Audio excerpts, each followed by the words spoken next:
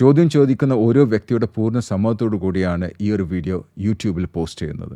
ഈ ഒരു കമ്മ്യൂണിറ്റിയിൽ ഫ്രീ ആയി ജോയിൻ ചെയ്യണമെന്നുണ്ടെങ്കിൽ ഞങ്ങൾ അപ്ഡേറ്റ്സിനെ കുറിച്ച്, ട്രെയിനിങ്ങിനെ കുറിച്ച്, അല്ലെങ്കിൽ കോച്ചിങ്ങിനെ കുറിച്ചിട്ട് എല്ലാം ചോദ്യം ചോദിക്കാൻ ആഗ്രഹം ഉണ്ടെങ്കിൽ നിങ്ങൾ യൂട്യൂബിൽ ഡിസ്ക്രിപ്ഷനിൽ 2 ലിങ്ക് ഉണ്ട്. ഒന്ന് മലയാളത്തിലുള്ള ലിങ്ക്, ഒരു വാട്സപ്പ് ഗ്രൂപ്പിലേക്കുള്ള ലിങ്കും, മറ്റത് ഇംഗ്ലീഷ് വാട്സപ്പ് ഗ്രൂപ്പിലേക്കുള്ള ലിങ്ക്. അതിൽ ഏതിലും നിങ്ങൾക്ക് ജോയിൻ ചെയ്യാം, അല്ലെങ്കിൽ 2ലും ജോയിൻ ചെയ്യാം. I'll see you in the WhatsApp group. Sensei ഇപ്പൊ പറഞ്ഞ ആൻസറിൽ ഒരു ഡൗട്ട്. ഇപ്പൊ സെൻസായി പറഞ്ഞല്ലോ, നമുക്ക് അവര് ആ റിലേഷൻ കൊണ്ട് നമുക്കൊരു ഗ്രോത്ത് ഇല്ല, അപ്പൊ നമ്മൾ അതിൽ നിന്ന് മാറി നിൽക്കണം. പക്ഷെ അവർക്ക് നമ്മളെ കൊണ്ട് ഗ്രോത്ത് ഉണ്ടെങ്കിലോ? ഓക്കെ, അവിടെ ഇതുണ്ട്. നിങ്ങൾക്കൊരു 5 ഫ്രണ്ട് ഉണ്ടെന്ന് വിചാരിക്കാം. ഓക്കെ, നിങ്ങൾക്കൊരു 5 ഫ്രണ്ട് ഉണ്ടെന്ന് വിചാരിക്കാം. ആ 5 ഫ്രണ്ട് നിങ്ങളാണ് ഡിപ്പെൻഡ് ചെയ്യുന്നത് വിചാരിക്കാം. ആ 5 ഫ്രണ്ടും നിങ്ങളാണ് ഡിപ്പെൻഡ് ചെയ്തിരിക്കുക. എന്തിനാണ് ഡിപ്പെൻഡ് ചെയ്തിരിക്കുന്നത്? ഗ്രോത്തിനും. നിങ്ങളോട് എല്ലാ സംശയവും ചോദിക്കണം. നിങ്ങളാണ് അവിടുത്തെ ഏറ്റവും വലിയ ലീഡർ. എല്ലാത്തും നിങ്ങൾ ഇത് സംശയം ചോദിക്കുകയാണെങ്കിൽ ഒരു കാര്യം ആദ്യം മനസ്സിലാക്കണം. It's time for you to leave that company. ആ ഒരു കമ്പനി, ആ ഒരു സർക്കിള് വിടാനുള്ള സമയം അയക്കണം നിങ്ങൾക്കുള്ളത്. ഓക്കെ, തെറ്റിദ്ധരിക്കരുത്, ഞാൻ കറക്റ്റായിട്ട് പറഞ്ഞ് തീരട്ടെ കേട്ടോ. ആ ഒരു സർക്കിൾ, ഈ 5 ആൾക്കാരുടെ ഫ്രണ്ട്സിന് നല്ല ഫ്രണ്ട്സ് ആയിരിക്കും, നിങ്ങൾ ആത്മസുഹൃത്തുക്കളായിരിക്കും. പക്ഷെ ആ ആത്മസുഹൃത്തുക്കളുടെ ആ ഒരു സർക്കിളിന് എത്ര ടൈമാണോ നിങ്ങൾ അവിടെ സ്പെൻഡ് ചെയ്യണത്, ശരിക്കും മനസ്സിലാക്കുക, സ്പെൻഡ് ചെയ്യണത്.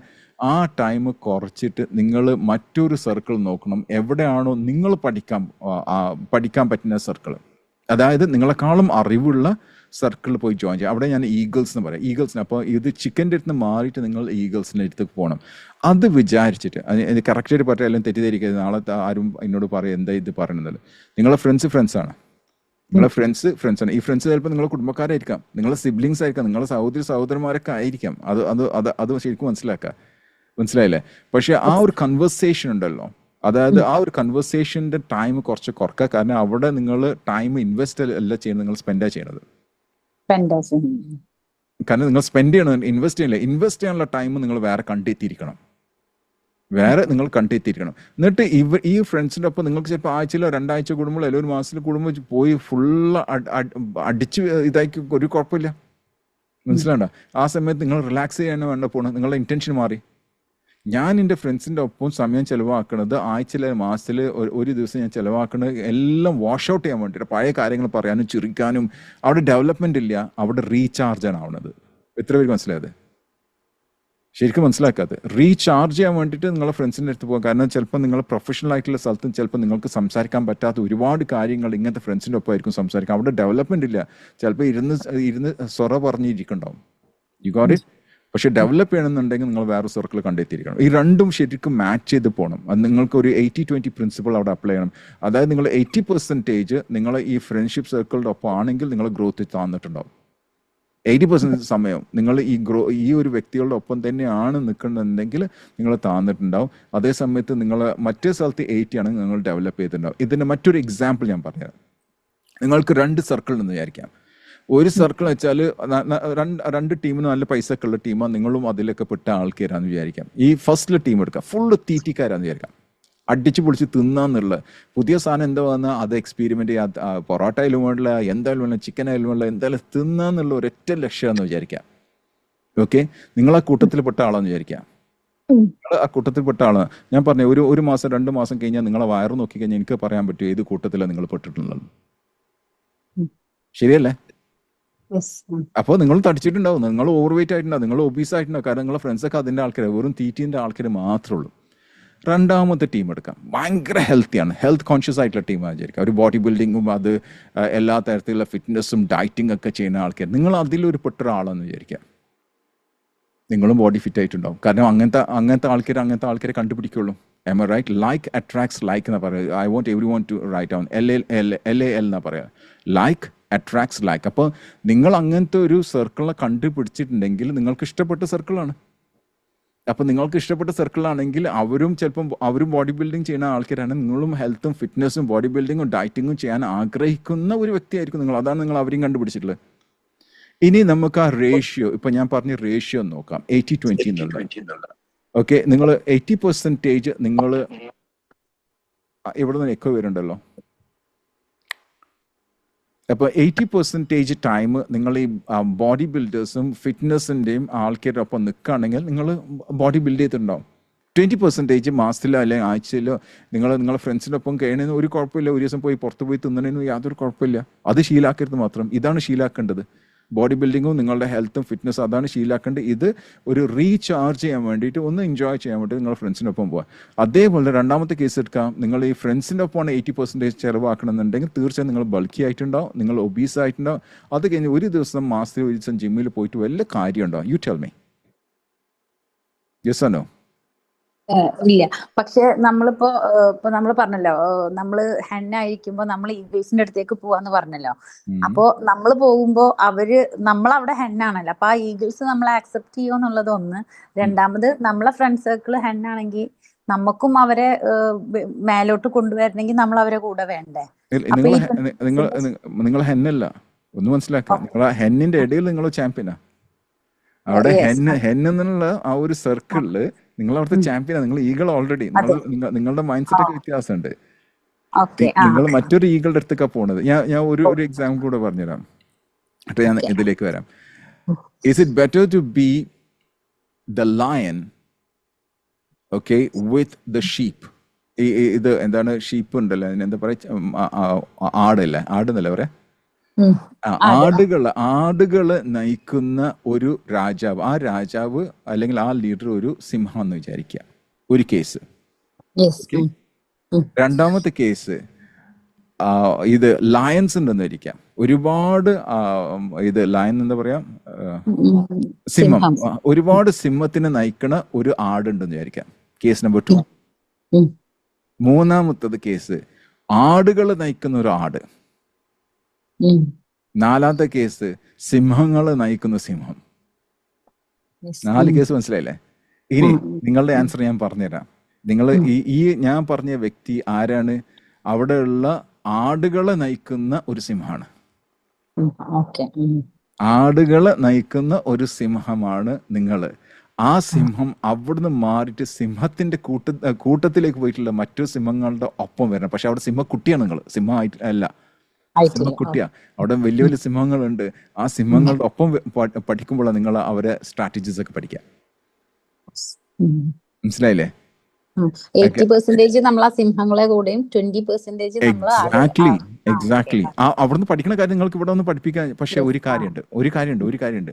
നിങ്ങൾ അവിടെ സിംഹത്തിന്റെ കൂട്ടിൽ ഇരുന്നിട്ട് എന്താണോ നിങ്ങൾ പഠിക്കുന്നത്, നിങ്ങൾ ഇവിടെ വന്ന് ആട്ടിൻകൂട്ടികൾക്ക് നിങ്ങൾ പഠിപ്പിച്ചു കൊടുക്കാം. പക്ഷെ ഒരു കാര്യമുണ്ട്, ശരിക്കും മനസ്സിലാക്കുക.